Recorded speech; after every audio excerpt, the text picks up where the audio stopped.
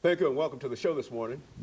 The topic this morning is the World Conference Against Racism, and we're fortunate to have with us to talk about the recent race conference against racism held in Durban, South Africa, Dr. CPoe.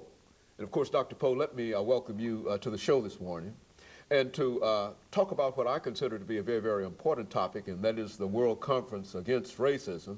I'm sure that not many of our audience understand exactly what this conference was all about, and I think that you'll have an opportunity to inform us of that event. But before we get into that, Dr. Poe, let's talk about Dr. CPoe, and to give you an opportunity to talk about some of the things that were important in your life that eventually led you to where we are now. Well, Dr. Haney, of course, I am a Christian psychiatrist and a minister of the gospel here in Nashville, Tennessee. I'm a former pastor. I served as interim pastor of Spruce Street Baptist Church here in Nashville, and then pastor of First Community Church here in Nashville. Over the last 8 months, I've been coordinating an effort involving numbers of persons, approximately 8 to 10 people, who are interested in forming an institute for the study of racism and health here in Nashville, Tennessee. And so because of that, I decided that it would be good for me to go to Durban, South Africa, and attend the World Conference Against Racism. Let's talk about this World Conference Against Racism, Dr. Poe. When you talk about the World Conference Against Racism, are you saying that all of the nations, the overwhelming majority of the nations of the world, came together to talk about this issue of racism? There were many, many nations there. I don't have a specific count, but there were many, many nations there from all over the world. And as you know, the U.S.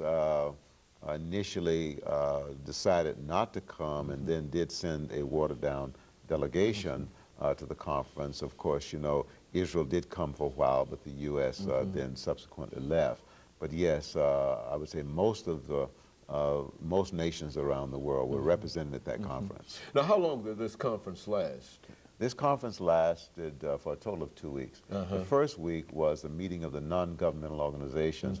These were groups from various countries throughout the world who were involved in the struggle against racism in one form or the other. Some were fighting the problem of classism, the problem of racism against the Dalits and India. This is 260 million people who used to be referred to as the untouchables. Others were there talking about the issues of poverty in South America. Others were talking about the problems of the Aborigines in Australia. Then we had others talking about the issue of covert racism in Canada. So we had people from all over the world talking about racism in its various manifestations. But all of them agreed upon the problem of racism. You know, as a psychiatrist, how would you define racism? I mean, within the context of how the World Conference used its definition of that word. Well, now, my definition is that racism is an expression of self-hate. If I hate myself, then it's almost impossible not to hate you and not to hate other people. But I feel that we're all members of one race, and that is the human race created by God. And so if I hate one person, whether that person is of the same ethnic identity or of a different ethnic identity, then I believe I've got a problem of racism. And so racism is not necessarily directed toward one group. It's a person who is a racist is really a person who hates humanity in a real sense. Is that what you're saying? Yes, I'm saying that racism is much larger and deeper than hostility or hatred towards a particular person or a particular ethnic group. If I'm a racist in relationship to blacks, then I'm also a racist in relationship to whites and Jews and Hispanics. And so it's a human problem. That it's a human problem. It involves the problem of self-hate extending itself to involve other people. Well, now, how was it possible to get all of these nations together? And I know that the results might not have been as encouraging as some folks wanted those results to be, but how did you get, how was it possible to get all these folks together on at least a common theme, a common agreement in reference to this? Well, my understanding, this was a second World Conference on Racism, but I think it was the first one that involved the non-governmental organizations. They invited non-governmental people in, rather than just the nations. It was sponsored by the United Nations, specifically the United Nations High Commissioner for Human Rights was the person who coordinated the conference. And he called this conference together in South Africa. Well, why was South Africa selected for this particular conference? I don't know, except perhaps the fact that South Africa, being an example of a nation that had a real severe problem with racism, apartheid racism, and in 1994, with the election of Mandela, Nelson Mandela, the apartheid legislation was dismantled.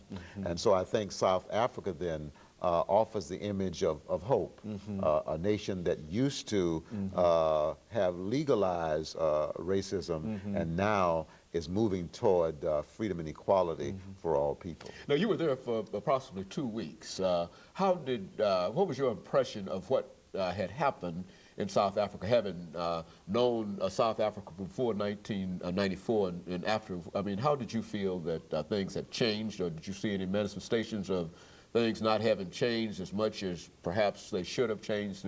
Talk about it from your own personal point of view. Well, under apartheid, if you were a black African, you had to have a pass to go downtown, and particularly if you remained downtown after 7 p.m. You couldn't be downtown. Also, if you were a black South African under apartheid, you could not own a business. And you were confined to living in a certain part of the community.